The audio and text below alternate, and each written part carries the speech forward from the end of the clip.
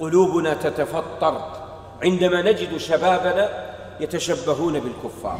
أبناؤنا اليوم في أيديهم أساور بأنواع معينة، فيها الحديد وفيها النحاس وفيها الجلد وفيها الشعر، وعندما تسأله لماذا هذه يقول هذه أساور للرجال ليس للنساء.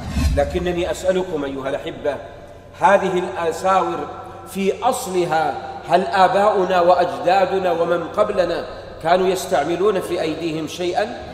ما كانت تعرف هذه، إنما استخدمها الغرب، وربما نقول فساقهم وفجارهم. أما نحن فرجال لا يجوز لنا أن نستعمل تلك.